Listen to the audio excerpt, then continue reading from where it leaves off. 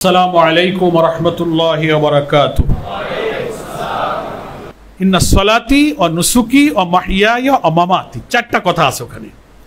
সালাহ, কুরবানি, সব ত্যাগ, কুরবানি, এভরিথিং, ইবাদত বন্দেগী যা আছে। সালাত, মাহইয়ায়া, গোটা জীবন। মাহইয়ায়া বললে তো আর কিছু থাকে না। আমি যখন ওই আনফুসের ব্যাখ্যা করছিলাম তখন তো জীবনের সব এসে গেছে। এই গোটা সবকিছুই মামাত, এবং মৌত পর্যন্ত আমি পৌঁছে যাব। অর্থাৎ সমস্ত লাইফ, সত্তা, জীবন, শক্তি, সামর্থ্য সব কি হবে? লিল্লাহি রাব্বিল আলামিন। সব কিছু আমার প্রতিপালক রবের আইনে চলবে, তার জন্য আমার সব কিছু নিবেদিত। এ কসম আমরা আপনারা করিনি? তো এই যে শপথ করার কারণে জামাত ইসলামের গঠনতন্ত্রে আমাদের উপরে কিছু অব্লিগেশন এসে গেছে। যারা এই ওয়াদা করে, অঙ্গীকার করে, এই যে শপথের আলোকে আমাদের জীবন, আমাদের মানে কি রোকনদের জীবন, যে এত কিছু বিক্রি করে দিয়ে কিছু নাই, সে ফকির। সে ফকির, সে তার মালিকের সম্পদ আমানত রেখেছে। এই ফকিরের জীবন কেমন হবে? এই ফকির তার ইচ্ছা, চোখ, মুখ, ইচ্ছা, অঙ্গ, টাকা ইচ্ছায় ব্যয় করতে পারবে, ওটা তার না। মেক করার প্রশ্ন যখন আসবে তখন তার মালিকের কথা মনে উঠবে, এটা আমার না। কিভাবে এটা ইউজ করবো? ইন্নামাল মুমিনুনা আল্লাযীনা ইযা যুকিরাল্লাহু ওয়াজিলাত কুলুবুহুম। বস্তুত মুমিন হচ্ছে তারাই কোনো কাজের সময় যখন তার আল্লাহর কথা মনে হয়ে যায়, ওয়াজিলাত কুলুবুহুম, তার কল্ব কেঁপে ওঠে, দিলটা আটকে ওঠে। এই চোখ দিয়ে ওদিকে দেখাচ্ছি সুন্দরী নারী, বেপরদা অশ্লীল ছবির দিকে চোখ, ওয়াজিলাত কুলুবুহুম, কল্ব কেঁপে উঠবে। এতে চোখের মালিক তো আমি না, এ কার চোখ দিয়ে কার দিকে তাকাচ্ছি? ওয়াজিলাত কুলুবুহুম, কল্ব কেঁপে উঠবে। এ জবান দিয়ে আমি কি বলছি? এটা আমার জবান না। ওয়াজিলাত কুলুবুহুম। শপথ নেওয়ার পরে নিজের জীবনে কি কি পরিবর্তন এখন আনো? শপথ তো নিয়ে ফেলেছো, চুক্তি তো করেছো। তুমি ইসলামী জ্ঞান অর্জন করো, পড়াশোনা করো, রোকন হয়েছো মানে কিন্তু তোমার কাজ শেষ হয়ে যায়নি। ইসলাম জাহেলিয়াতের আলাদা জ্ঞান তুমি অর্জন করো। ইমান, আকিদা, চিন্তা ভাবনা, দৃষ্টিভঙ্গি তুমি ইসলামের আনুগত্যের আলোকে গড়ে তোলো। স্বেচ্ছাচারিতা, আত্মপূজা তুমি পরিহার করো। আল্লাহর কিতাব, রাসূল সাল্লাল্লাহু আলাইহি ওয়াসাল্লামের সুন্নাতের বিপরীতে সকল কাজ যদি জীবনে থেকে থাকে সব ঝেড়ে মুছে ফেলে দাও। শরীয়তের ভিতরে থেকে তোমার জীবনকে পবিত্র করার জন্য কোরআন সুন্নাহর পথ তুমি ধরো। আত্মম্বীরতা, পার্থিব স্বার্থের ভিত্তিতে হিংসা, বিদ্বেষ, ঝগড়া, বিবাদ, বিতণ্ডা, দিন সম্পর্কে কোনো গুরুত্ব নাই এমন কোনো প্রয়োজনে আলাপ আলোচনার থেকে জীবনকে পবিত্র রাখো। ফাসিক ও আল্লাহ তাআলা থেকে বিমুখ, দিনের প্রয়োজনে যাদের সাথে বন্ধুত্ব করার প্রয়োজন তারা ছাড়া কারোর সাথে বন্ধুত্বের দরকার নাই। নিজের সব কাজ আল্লাহকে ভয় করে রাসূল সাল্লাল্লাহু আলাইহি ওয়াসাল্লামের একনিষ্ঠ আনুগত্য, সততা ও ন্যায়পরায়ণতার সাথে সম্পন্ন করো। আত্মীয় স্বজন, প্রতিবেশী, পারিপার্শ্বিক এলাকার সবার মধ্যে দ্বীনি ভাবধারা দাওয়াত দিয়ে ছেলে মেয়ে বউ বাচ্চাকে সব দ্বীনের পথে আনার চেষ্টা করো। দ্বীন কায়েমের উদ্দেশ্যকে কেন্দ্র করে নিজের সকল চেষ্টা সাধনতা নিয়ন্ত্রিত করবে এবং জীবন ধারণের প্রকৃত প্রয়োজন ছাড়া এই উদ্দেশ্যের দিকে ধাবিত করে না এমন কোনো কাজের সাথে যুক্ত হওয়া যাবে না। যে দেশে আমরা জন্ম নিয়েছি সেই দেশের ভৌগোলিক অখণ্ডতা, স্বাধীনতা রক্ষার জন্য দেশপ্রেমের অংশ হিসেবে সেখানেও আমাকে যদি ত্যাগ স্বীকার করতে হয় আমাকে সেখানে প্রস্তুত থাকতে হবে। এইভাবে শপথের পরে গঠনতন্ত্রের ধারা 9 আমাকে এতগুলো কাজ করার কথা বলেছে। এরকম বেচা কেনা, এরকম বায়াত যারা গ্রহণ করে তাদের জীবনটা বদলে যায় না? তার ব্যক্তিগত জীবন বদলে যায়, তার পরিবার বদলে যায়, তার সমাজ বদলে যায়, লেনদেন, ব্যবসা বাণিজ্য বদলে যায়। তার মধ্যে রাগ, ক্ষোভ, অহংকার, হিংসা, বেপর্দা, অবৈধ আয়, হারামের দিকে না যাওয়া, ফরজ ওয়াজিব সে ছাড়বে না।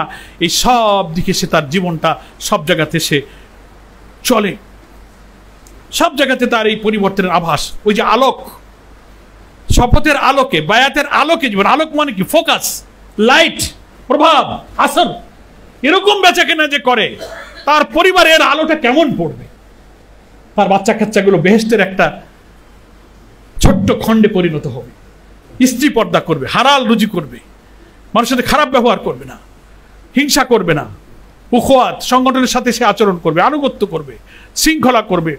ইসলামী সাহিত্যের বিপুল ভান্ডারে আমাদেরকে এই সব ডিসিপ্লিনের কথা বলে দেওয়া হয়েছে। ফলে এরকম শপথ করলে আমাদের জীবনটা সেরকম হবে। এই শপথের উপরে টিকে থাকা কি সহজ কথা নাকি কঠিন কাজ? খুব কঠিন। আল্লাহকে কথা দিচ্ছি আমার এই চোখ দিয়ে এমন দৃশ্য দেখবো না যা তুমি অপছন্দ করো। এখানে আমি সহ আপনারা কি এই কথার উপরে দিনের প্রতিটি মুহূর্ত ঠিক থাকতে পারি? বেখেয়ালে হোক, শয়তানের উস্কানিতে হোক, চলে যাচ্ছে, হাত পা বুদ্ধি মেধা সব চলে যাচ্ছে। ফলে শপথের উপর টিকে থাকা চারটেখানি কথা না, বিরাট চ্যালেঞ্জ। এবং এই পথে বাধা কেন চ্যালেঞ্জ? নফস আমাকে উস্কানি দেয়, শয়তান বিবি বাচ্চা উস্কানি দেয়, সমাজ আমাকে টানে, পরিবার পরিজনের মায়ায় আমরা অনেক সময় সীমার মধ্যে থাকতে পারি না। পাশের বাড়ির ভাবির ভালো শাড়ি, ফ্রিজ, ভালো সোফা, ভালো ঘর, আমার বউ বাচ্চারা বলে আব্বু আমাদের এটা আনতে হবে, আমার মায়া লাগে, যা আয় তা দিয়ে সংসার চলে। ভাবে এই সোফা দিয়ে কিনি, এত সুন্দর শাড়ি, এত ফার্নিচার প্রকার কিছু হবে, মায়া লাগে, ভুলে যাই। অফিসে একটু এলোমেলো কথা বললে, 2 নম্বরই করলে কিছু আয় বাড়ে, একটু ঘুষ নেয়, একটু এলোমেলো নাই, ব্যবসার মধ্যে ঝামেলা করে কিছু আয় বাড়ায়, আমার বিবি বাচ্চাকে খুশি করে দিলাম। তাহলে পরিবার পরিজনও কিন্তু এ পথে আমার একটা বাধা, নফস বাধা, শয়তান বাধা, তাগুত বাধা, সমাজ বাধা, রাষ্ট্র বাধা। সেই জন্য এই যে চ্যালেঞ্জ, বায়াতের উপরে টেকা থাকার এই চ্যালেঞ্জ ফেস করার জন্য আমাদের আল্লাহর কাছে সবসময় তৌফিক চাইতে হবে। আমাদের সাবেক আমির জামাত অধ্যাপক গোলাম আজম রাহেমাহুল্লাহ, যিনি আমাদের আন্দোলনের শিক্ষক ছিলেন, তিনি আমাদের জেলা আমির সম্মেলনে কেন্দ্রীয় শুরার অধিবেশনে এই কথাগুলো বলতেন। এই যে আল্লাহর কাছে প্রিয় হওয়ার জন্য জালমাল উৎসর্গ করে এই পথে আসতে পারাটা, এটা আল্লাহ তাআলা যাদেরকে তৌফিক দিয়েছেন, আপনারা আল্লাহর বাছাইতে পড়েছেন। কোটি কোটি মানুষের মধ্যে সবাই পারে নাই। সাহাবায়ে কেরাম আজমাইনদের মধ্যে আল্লাহ রসুলের সাথে মক্কার অত্যাচার, নির্যাতন, কষ্ট, প্রতিকূলতা সহ্য করে মাল সম্পদ, ব্যক্তি স্বার্থ সব জলাঞ্জলি দিয়ে যারা রসুলকে ভালোবেসে মদিনায় তার সাথে চলে গিয়েছিল, তারাই পরীক্ষায় উত্তীর্ণ হয়ে তারা আল্লাহর বাছাইতে টিকেছিল। এদের সানেই আল্লাহ আয়াত নাযিল করে বলেছেন, হুয়াজতাবাকুম ওমা জাআলা আলাইকুম ফিদ-দীনি মিন হারাজ। আল্লাহ তাআলা তোমাদেরকে এই কাজের জন্য বাছাই করেছেন। আমাদের হয়তো ওই মক্কা মদিনা নেই, কিন্তু সেই মক্কা মদিনার আদলে এখানকার মুশরিক, বাতিল, তাগুত আমাদের চ্যালেঞ্জ সৃষ্টি করেছে। এর মধ্য থেকে 18 কোটি 17 কোটি মানুষের মধ্য থেকে যারা আমাদের জান মাল আসল মালিককে চিনতে পেরে তার কাছে জমা রাখার মতো তৌফিক পেয়েছি, আমরাও আল্লাহ তাআলার বাছাইতে পড়েছি, আলহামদুলিল্লাহ। হুয়াজতাবাকুম ওমা জাআলা আলাইকুম ফিদ-দীনি মিন হারাজ। এই বাছাই থেকে আমরা যেন ছাঁটাই না হয়ে যাই, নাকি বলেন? আমরা যেন আর ছাঁটাই না হই, সেই জন্য জামাত ইসলামী এই ছাঁটাইতে না পড়ার জন্য রুকনদের বায়াত নেওয়ার পরে মান সংরক্ষণের জন্য কিছু সিস্টেম করে দিয়ে রিপোর্ট রাখো, 10-12টা আইটেম রিপোর্ট বের দেখবেন, শুরুতে শেষে অনেক পরামর্শ আছে। পড়েছেন? রিপোর্ট তো খালি রাখি, কিন্তু পড়ে দেখবেন বইয়ের শুরুতে 20-25টা পৃষ্ঠা, শেষের পৃষ্ঠা আমার কি কাজ, প্রতিদিন আমি কিভাবে কাটাবো, বৈঠক আদি, পড়াশোনা সব এটা করতে হবে। মান সংরক্ষণ, তরবিয়ত, আল্লাহর সাথে সম্পর্ক না বাড়ালে এত চ্যালেঞ্জ মোকাবেলা করে এই বাছাইতে টিকে থাকা যায় না। এর দোকানে এর কোন মেডিসিন কিনতে পাওয়া যায় না, কোটি টাকা দিয়ে এর ওষুধ পাওয়া যায়। এর ওষুধ হচ্ছে বান্দার আল্লাহর সাথে গভীর প্রেম। যারা 5 ওয়াক্ত সালাতের মধ্যে আল্লাহর সাথে কথা বলতে পারে, আল্লাহর সামনে দাঁড়ালে যার অশ্রু বিগলিত হয়, সেজদা দিয়ে তার উঠতে মন চায় না, আলা আজিমকে পেয়েছি, ইয়াকা না'বুদু ওয়া ইয়াকা নাস্তাইন, ফাতিহার প্রতিটি আয়াত পড়বে আর আল্লাহর জবাব কানে শুনবে, রুকুতে গিয়ে আর উঠতে মন চাইবে না। 24 ঘন্টার মধ্যে 5 বার আল্লাহর সাথে সে কথা বলবে, খুশু খুজুর সাথে সালাত আদায় করবে, দোয়া, তাসবিহ, তাশাহুদ, তাকবীরের অর্থ বুঝবে, তেলাওয়াতের অর্থ বুঝবে, নফল সালাত রাতের শেষে আল্লাহর কাছে দাঁড়িয়ে যাবে, কিয়ামুল লাইল করবে, ইস্তেগফারের জন্য কান্নাকাটি করবে। রাসূলের ওই হাদিসটার কথা মনে রেখে তার অন্তরে লোভ জাগবে, যেখানে আল্লাহ রাসূল সাল্লাল্লাহু আলাইহি ওয়াসাল্লাম বলছেন, ইয়ানজিলু রাব্বুনা তাবারাকা ওয়া তাআলা কুল্লা লাইলাতিন ইলা সামাঈদ দুনিয়া হিনা ইয়াবকা সুলুসিল লাইলিল আখির মান ইয়াদউনি ফাস্তাজিব লাহু মান ইয়াসআলুনি ফাআতিয়াহু মান ইস্তাগফিরুনি ফাগফির লাহু। আল্লাহু আকবার। আল্লাহ বলছেন, প্রতি রাতের শেষ তৃতীয়াংশ অবশিষ্ট থাকা পর্যন্ত আল্লাহ তাবারক ওয়া তাআলা দুনিয়ার নিকটতম আসমানে অবতরণ করেন এবং তিনি এসে বলেন, মাইয়াদউনি ফাস্তাজিব লাহু, কে আমাকে ডাকবে আমি তার জবাব দেব, মাইয়াসআলুনি ফাআতিয়াহু, কে আমার কাছে কিছু চাইবে আমি তাকে তা দান করব, মাইয়াস্তাগফিরুনি ফাগফির লাহু, কে ক্ষমা চাবে আমি তাকে ক্ষমা করে দেব। আল্লাহর কোন গোলাম যখন আল্লাহ নিচে নেমে, সহিহ হাদিস, আল্লাহ যখন নিকটতম আস্থারে অবতরণ করে বান্দাকে ডাকতে থাকে, অন্য হাদিসে অন্য ভাষায় বলা হয়েছে হালমিন তাইবে হালমিন সাইলে হালমিন মুস্তাগফির, নানান ভাষায় এই প্রসঙ্গটা আনা হয়েছে। তাহলে বোঝা যায় যে বান্দা এইভাবে আল্লাহর সাথে তার গভীর প্রেম, যখন সারা দুনিয়া ঘুমিয়ে থাকে, পিন ড্রপ সাইলেন্ট, কোনো শব্দ নাই, টেলিফোন নাই, গাড়ি নাই, মিটিং নাই, মোবাইল নাই, সন্তান স্ত্রী ডাকে না, একা একা আল্লাহর সাথে আমি যখন কথা বলবো 5 বার প্রতিদিন অতিরিক্ত নফল নামাজের মধ্য দিয়ে আল্লাহর সাথে এই সম্পর্ক যার যত দৃঢ় হবে, নফস শয়তান আর দুনিয়ার চ্যালেঞ্জ সে তত মোকাবেলা করতে পারবে। কারণ সে আল্লাহর সাথে গভীর সম্পর্কের কারণে ভেতরে একটা শক্তি সে অনুভব করবে, নাকি বলেন? এরপর হচ্ছে কোরআনের সাথে সম্পর্ক, কোরআন অর্থ সহ বুঝে পড়া, তেলাওয়াত করা, মুখস্থ অংশ বারবার চর্চা করা, নতুন নতুন এক্সট্রা তেলাওয়াতে আল্লাহ সব রেখেছেন। তাহলে সালাত, কোরআনের সাথে সম্পর্ক, নফল রোজা, আইয়ামে বেশ, সোম বৃহস্পতি, অন্যান্য নফল রোজা রাখা, গোপনে নেকির কাজ করা, ইনফাক, আল্লাহ রাস্তায় দিব, মানুষকে কল্যাণ করব, খায়ের করব, কেউ জানবে না, আমি আর আল্লাহ জানবো। এইসব নেকি নফলিয়াতের মধ্য দিয়ে বান্দা যখন আল্লাহর সাথে ঘনিষ্ঠ হয়ে যায়, তখন দুনিয়ার কোনো পিছু টান তাকে থামাতে পারে না।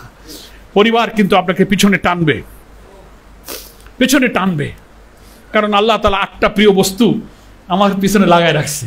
কয়টা? 8টা। এবং চ্যালেঞ্জ বলছে যে এই 8টাকে যেন তুমি আমার রসুল আর আমার দ্বীনের জিহাদের চেয়ে যেন বেশি ভালোবাসো না। সূরা তাওবা 24 নম্বর আয়াত। কত? সূরা তাওবা 24 নম্বর আয়াত।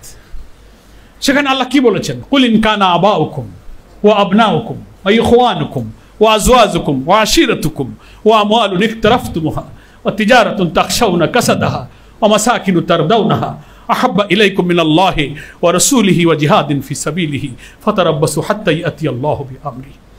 বিরাট ব্যাপার। মানুষের মধ্যে 5 শ্রেণী: আবাউকুম, পিতামাতা; আবনাউকুম, সন্তান সন্ততি। আরবি গ্রামার যারা জানবেন, ভালোই জানবেন, তারা আমাদের চেয়ে এসব ব্যাপারে অপোজিট জেন্ডারকে ইনক্লুড করা হয়েছে। আবাউকুম, আবনা, ইখওয়ানুকুম, ভাই বোন; আজওয়াজুকুম, স্বামী স্ত্রী; ও আশিরাতুকুম, নিকটাত্মীয় স্বজন। এই 5 শ্রেণী হচ্ছে মানুষের। তো এই 5 শ্রেণী মানুষের মধ্যে সবচেয়ে প্রিয় না? এদের দুঃখ কষ্ট অসুখ বিসুখ বিপদ মুসিবতে আমরা বেশি কনসার্ন হয়ে যাই, নাকি বলেন? এই 5টা মহব্বতের শ্রেণীকে আল্লাহ ধরছেন। আর সম্পদের মধ্যে 3টা ধরছেন। কি কি? আমালুন ইকতারাফতুমহা, তোমার কষ্টার্জিত সম্পদ, চাকরি বাকরি করে টোরে, বাড়ি গাড়ি জমা জমি যা কিছু ক্যাশ ব্যালেন্স ট্যালেন্স করেছো, খুব মহব্বতের সাথে 2 লাখ 20 লাখ 50 লাখ জমাইছো, কষ্টার্জিত সম্পদ। আর একটা কি? তিজারাতুন তাকশাউনা কাসাদাহা, আয়ের সেই উৎস, আয়ের সেই উৎস যার ক্ষতি হইলে তোমার ভয় হয়। তাকশাউনা কাসাদাহা মানে বাঙালির সে কি আল্লাহ কি? বাঙালি তো খুব বেশি চালাক, পথঘাট ব্র্যাকেটে ফাঁক ফোকর খুঁজি, আল্লাহ সে ফাঁক ফোকর সেরে দিছে। একজন ব্যক্তির একাধিক আয়ের উৎস থাকে না? চাকরি করে, কিন্তু ওখানে মাছের ব্যবসা আছে, গাড়ি আছে, দোকান আছে, ছোটখাটো ব্যবসার ক্ষতি হইলে তার টেনশন হয় না। কিন্তু চাকরি টার্মিনেশন হয়ে গেছে, চাকরি শোকজ, চাকরি থাকছে না, তাহলে বেশি ভয় পায়, নাকি বলেন? আল্লাহ ওইটা বলছেন। সোর্স অফ ইনকাম যে তেজারাতের ক্ষতি হইলে তোমার ভয় হয়, ওইটা। আর একটা কি? ও মাসাকিনু তারদাউনা, তোমার প্রিয় বাড়ি ঘর, সেটা তুমি মাটির ঘর, গোলপাতা হও, টিন হও, বিল্ডিং, ডিস্টেম্পার, টাইলস, যা দাও, হটিবার উলাই, জমাকৃত সম্পদ, আয়ের উৎস যার ক্ষতি তুমি সহ্য করতে পারো না, আর তোমার সুন্দর বাড়িঘর। এই সম্পদের মধ্যে কয়টা হলো? 3টা। মানুষের মধ্যে কয়টা বলেছি? 5টা। এই 8টা প্রিয় বস্তু সবার আল্লাহ জানেন, দিয়ে বলছেন খবরদার, আহাব্বা ইলাইকুম। আরবি গ্রামারের সুপারলেটিভ ডিগ্রি ব্যবহার করা হয়েছে, যারা আরবি গ্রামার ইংরেজি পড়েছেন। যদি অধিকতর প্রিয় হয়ে যায় এই 8টা, এই 8টা তোমার কাছে যদি বেশি প্রিয় হয়, অপেক্ষাকৃত কম্পারেটিভলি, কিসের চেয়ে? মিনাল্লাহি ওয়া রাসূলিহি ওয়া জিহাদিন ফি সাবিলিহি, আল্লাহ, আল্লাহর রাসূল আর তার দ্বীনের জিহাদের চেয়ে যদি এই 8টাকে তুমি বেশি ভালোবাসো, ফাতারাব্বাসু হাত্তা ইয়াতি আল্লাহু বিআমরি, একটু অপেক্ষা করো, আল্লাহর চূড়ান্ত শাস্তির ফয়সালার জন্য অপেক্ষা করো। তার অর্থ দাঁড়ালো এই যে আমার পিতা মাতা, স্ত্রী, সন্তান, ব্যবসা বাণিজ্য আমার দরকার আছে, কিন্তু নট নাম্বার 1, এটাকে 1 নম্বর বানানো যাবে না। ওই জন্য জামাত ইসলামীতে আমরা শপথের মধ্যে পড়ি যে আমরা সংগঠনের লক্ষ্য উদ্দেশ্যকে জীবনের লক্ষ্য বানাবো, এটাই আমার 1 নম্বর। আগে আল্লাহ রসুল আর তার দ্বীনের জিহাদ, তারপরে আমার বাপ মা, স্ত্রী, সন্তান, ওটারও আমি হক আদায় করবো, কিন্তু ওটাকে 1 নম্বরে নেব না। মনে থাকবে তো? এই চ্যালেঞ্জ ফেস করার জন্য আল্লাহ তাআলা বলেছেন এই 8টার প্রতি ভালোবাসা কমাও, ওই উপরের 3টার প্রতি ভালোবাসা বাড়াও। মনে থাকবে তো? এখন আমাদের কিন্তু এই ঝুঁকি বাঁচাতে গেলে, চ্যালেঞ্জ ফেস করতে গেলে আল্লাহর সাথে সম্পর্ক বাড়াতে হবে, আর পেছনে যেগুলো টানে তার মহব্বত কমাইতে হবে, আর উপরের দিকে মহব্বত বাড়াইতে হবে। আর যে শপথের সময় তার যে জজবা আবেগ থাকে, হ্যাঁ সব ঠিক আছে, জীবন সব দিয়ে দেবো, কিন্তু মিটিং মিছিল মামলা সব পরীক্ষা যখন আসতে থাকে তখন এই বিপদ আপদকে সে পরীক্ষা মনে করে না, সে ওই আয়াত ভুলে যায়। ওয়ালা নাবলু আন্নাকুম, ওগুলো বক্তৃতায় বলে, আহসিবান নাসু আইয়ুতরাকু, এসব কথা বক্তৃতায় বলে। নিজের পরে যখন পরীক্ষা আসে তখন সে ওটাকে ওজোর বানায়, ওটাকে আর পরীক্ষার কথা মনে থাকে না। কথা বুঝে আসছে? ফলে আল্লাহর দেওয়া পরীক্ষা আসবে এটা জেনেও তার উপরে যখন পরীক্ষা আসে ওই রকম, তখন পরীক্ষাকে পরীক্ষা মনে না করে যে ওজোর বানাবে তার মান কিন্তু ফল করতে থাকবে। এটা একটা কারণ। দ্বিতীয় কারণ হলো ওই যে আমি বলেছি সূরা তওবার 24-এ সবকিছুর ঊর্ধ্বে আন্দোলনকে প্রাধান্য দেওয়া দিয়ে সে যখন বাপ মা বাড়ি স্ত্রী ব্যবসাকে 1 নম্বরে নিয়ে যাবে তখন মান ফল করবে।